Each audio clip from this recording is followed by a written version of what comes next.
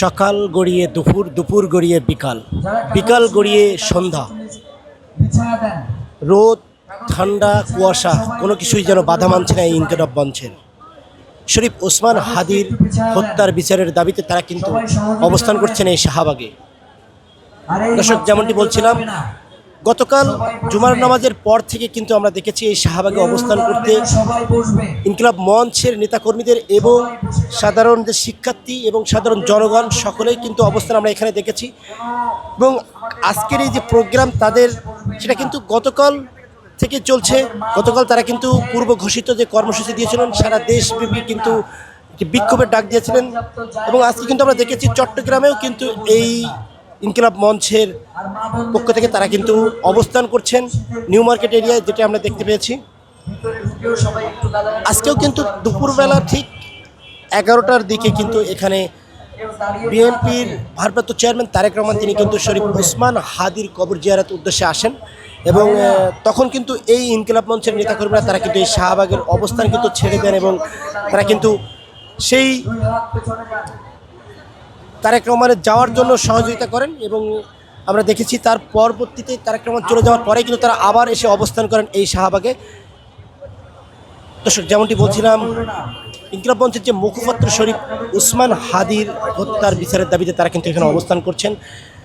গত 12 তারিখ তথা 12ই ডিসেম্বর ফকিরাপুলে পানির ট্যাঙ্কি এরিয়ায় কিন্তু শরীফ ওসমান হাদির উপরে কিন্তু দুর্বৃত্তদের গুলির আঘাত আনে এবং পরবর্তীতে তাকে কিন্তু ঢাকা মেডিকেলে নেওয়া হয় এবং সেখান থেকে কিন্তু তাকে অস্ত্র পাচার করা হয়। এবং অস্ত্র পাচারের পরে কিন্তু সেখান থেকে তাকে এভার কেয়ার হসপিটালে নেওয়া হয়।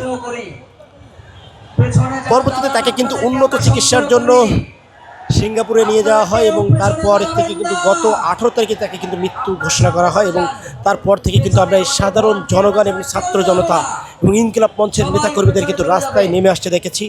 তারা কিন্তু দেশের বিভিন্ন স্থানে সবার সমাবেশ করেছে, আমরা এটা কিন্তু দেখেছি। আজকেও কিন্তু সেই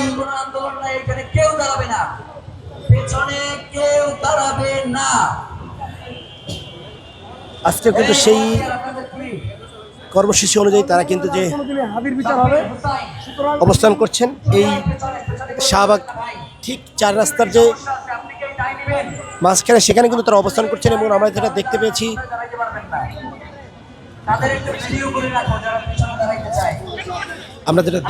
তারা কিন্তু এখানে শীত এবং কুয়াশায় কোনো কিছুই যেন তাদের বাধা হচ্ছে না। তারা কিন্তু গত রাতেও এখানে অবস্থান করছেন, পুরো রাত আমরা যেমনটি দেখেছিলাম। আমাদেরকে সহযোগিতা করতে হবে, এইখানে কেউ দাঁড়াবে না। এই বাসটাতে কমপক্ষে 2 হাত পেছনে কেউ দাঁড়াবে। আমাদের মা বোনদের একদম ঘেঁষে কেউ দাঁড়াবে না, 2 হাত বাইরে হবো, নাহলে বাইরে থেকে খালি রেখে তারপরে দাঁড়াবে। ভাই বাইরে হবো, বাইরে আসো, আশেপাশে আসুক, আমি সিস্টেম করে দেব। সিস্টেম করে দেওয়ার দায়িত্ব আমার ভাই, আমি সিস্টেম করে দেবো আপনাদের। ভাই আপনাদের একটু এদিকে দিন।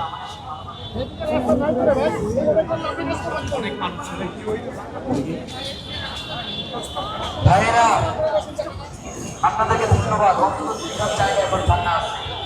দর্শক, যেমনটি দেখতে পাচ্ছি, এখানে